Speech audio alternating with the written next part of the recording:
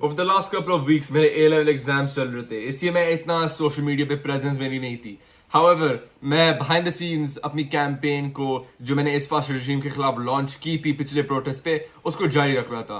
और मैंने एक प्लान बनाया जो आपके साथ मैं शेयर करने जा रहा हूँ कि हम अभी इस फास्ट रजीम को कैसे टैकल करेंगे एज ओवरसीज पाकिस्तानीज. इस फास्ट रजीम ने अभी ओवरसीज पाकिस्तानियों को भी निशाने पे डाल दिया है. और आप लोगों को मालूम होगा कि कैसे वाइल्ड रिमार्क्स पीडीएम की सीनियर लीडरशिप दे रही है ओवरसीज पाकिस्तानीज के खिलाफ. As overseas Pakistanis we condemn this.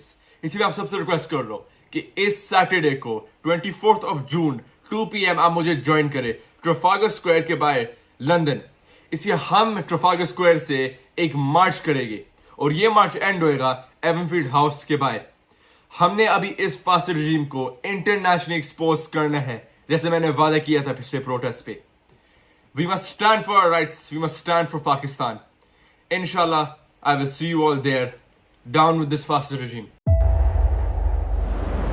तेज हवाएं, समुद्री तूफान के खतरा, लेकिन इन सभी मुश्किलात से निपटते बोल निभा रहा है अपने सहाफती फराइज.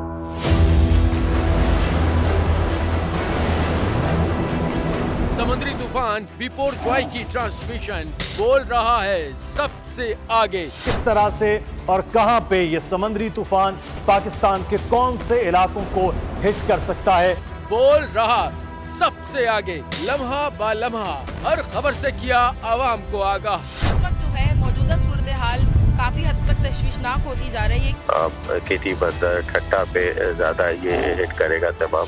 57% अवाम ने देखा बोल की स्क्रीन पर, क्योंकि बोल है सबसे पहले सबसे आगे.